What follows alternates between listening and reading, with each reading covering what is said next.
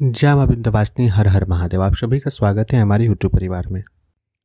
तंत्र संबंधी विषयों का जब हम अवलोकन करते हैं, विशेष करके ग्रामीण भगतवाल के क्षेत्र में जाते हैं, जहाँ चौकियाँ लगती हैं, उस जगह जाते हैं तो प्रायः यह सुनने को मिलता है कि किसी शक्ति ने किसी दूसरे शक्ति को बांध दिया। जैसे हम सुनते हैं कि भैरव जी ने हनुमान जी को बांध दिया, काली जी ने भैरव जी को बांध दिया, तो भैरव का प्रयोग करके किसी के घर की शक्ति को बांध दिया गया।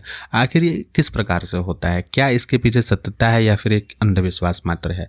इस विषय को समझने के लिए हम जो है पौराणिक कालों की कुछ घटनाओं का भी अवलोकन करेंगे, साथ ही आज का जो लोक प्रचलित कार्य है, जिन देवताओं का प्रयोग होता है, उनके विषय को भी हम जानेंगे।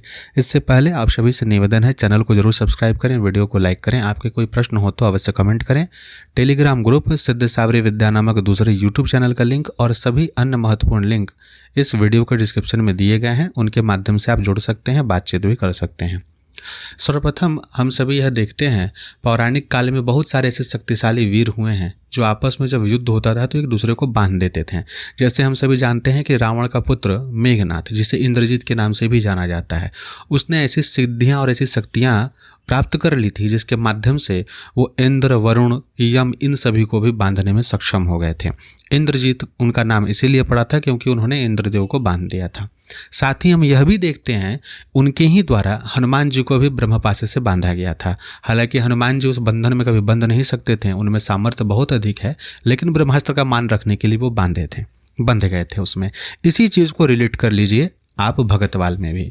भगतवाल में जितनी भी शक्तियाँ होती हैं, विशेष करके जो उपदेव कैटेगरी से ऊपर की शक्तियाँ हैं, लोकवीर भी जो होते हैं, सभी किसी न किसी महाशक्ति के अधीन होते हैं। जैसे उदाहरण के लिए मान लेते हैं, आप बोलते हैं जो बाबा रामदेव के स्वरूप में पूजित हैं, राजस्थान की तरफ के जो क्षेत्र के वीर हैं, उनका पूजन होता है। अन्य भी बहुत सारे वीर हैं लोक प्रचलित। 52 वीरों का श्रेणी एक तरफ और पश्चिम की तरफ में बहुत ज़्यादा प्रचलित है। पूर्व बिहार की ओर अन्य बहुत सारे वीर हैं जो विभिन्न शक्तियों के साथ चलाए जाते हैं। तो वो जो है किसी न किसी अपने एक मुख्य शक्ति को मानते हैं। जैसे बाबा रामदेव हैं तो उनके आराध्य बाबा गोरखनाथ हैं, उनको विशेष रूप से मानते हैं। तो जब कभी भी उनकी शक्ति को बांधने का कोई उपक्रम करेगा कोई साधक, कोई तांत्रिक जिसके पास सिद्धि प्राप्त हो, तो वो ऐसे मंत्रों का प्रयोग करेगा, ऐसे विधियों का प्रयोग करेगा जिसमें उनको कसम दिया जाएगा, जिसमें उनको इस बात का शपथ रहेगा कि आप अपने गुरु की मान को मानिए, उनके वचनों को मानिए, और उसमें यह वचन रहेगा कि आप बंध जाइए, रुक जाइए, आपको नहीं जाना है। ठीक उसी प्रकार से अन्य जो भी वीर हैं, हनुमान जी हैं तो उनको राम जी की शपथ दे के, आप बजरंग बाण में पढ़ते हैं, उनको शपथ दिया जाता है कि आप मेरे काम को कीजिए, दुहाई दी जाती है। ठीक उसी प्रकार से भैरव जी को जो है काली जी के मंत्रों से बांधा जाता है, काली जी को महादेव और भैरव जी के दोनों के मंत्रों से रोका जाता है। भगवती कामाख्या की जितनी भी योगिनियाँ हैं, उनकी जो साधिकाएँ हुई, जो बाद में चल करके लोक योगिनियों के रूप में प्रचलित हो गई, और उनके द्वारा बहुत सारे मंत्रों का प्रयोग किया जाता है कामरूप क्षेत्र में। जैसे नैना जोगिनी है, ठीक है, और भी बहुत सारी योगिनियाँ हैं।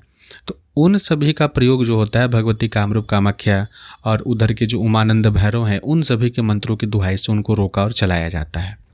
ठीक है, तो इस प्रकार से जो है एक शक्ति दूसरे शक्ति को बंधन में लेती है। ठीक उसी प्रकार से उनके बंधन को काटने के लिए, उस बंधन को हटाने के लिए, उस शक्ति से निवृत्ति के लिए भी दूसरे उनके आराध्य की शक्तियों का ही प्रयोग किया जाता है। जैसे हनुमान जी को अगर किसी व्यक्ति ने शपथ इत्यादि दे करके राम जी के द्वारा अगर रोका है, तो उसका सामर्थ्य एक सीमा तक होगा और वो गलत भी है। कभी किसी शक्ति को बंधन में नहीं रखना चाहिए। हनुमान जी कभी बंध नहीं सकते, लेकिन राम नाम की महिमा है जिसके कारण वो रुकते हैं, उनकी मर्यादा है अपनी। तो ये भगतवाल की बातें हैं। उनके जो वीर होते हैं, हनुमान जी के बहुत सारे वीर हैं। आप सभी पंचमुखी स्वरूप के विषय में मैं सदैव बताता हूँ। पंचमुखी स्वरूप हनुमान जी जो हैं, उनको मसानी हनुमान भी कहा जाता है। उनका जो स्वरूप है, उसमें जिसके ऊपर वो बैठते हैं या उनकी जो सवारी है, उसे प्रेत कहा गया है, यानी कि वो प्रेत पिशाचों के ऊपर ही बैठते हैं। और बहुत सारे हनुमान जी के ऐसे वीर हैं जो हर जगह आने जाने में सक्षम होते हैं। जो लोग यह कहते हैं कि मुस्लिम शक्तियाँ हो तो उनको हनुमान जी नहीं हटा सकते, तो उन्हें यह जानकारी ही नहीं है कि हनुमान जी के ऐसे ऐसे वीर हैं जिनको अगर सिद्ध कर लिया जाए या उनकी कृपा प्राप्त हो जाए, तो मुस्लिम शक्ति क्या है, घृणित से घृणित शक्तियों को भी, जो एकदम क्षुद्र शक्तियां हैं, उनको भी यह बांध सकते हैं, उठा के पटक सकते हैं। इतना सामर्थ्य होता है। और उनको जो रोका या बांधा जाता है वो मात्र हनुमान और राम जी के नाम से, यानी कि उनकी जो मंत्र बल होते हैं, जो मंत्र होते हैं, वो राम जी हनुमान जी के द्वारा ही चलते हैं। इतना सामर्थ्य होता है। तो इस प्रकार से जो है इन सभी विषयों को देखा जाता है। इन सभी विषयों में इस तरीके से एक दूसरे की शक्तियों को बांधा जाता है। इसमें सबसे प्रमुख होता है जो साधक किसी दूसरे की सिद्धि को, शक्ति को बंधन में ले रहा है, उसका स्वयं का कितना तपोबल है, उसके आराध्य इष्ट कौन है, उसने कौन कौन से मंत्रों की सिद्धि की हुई है।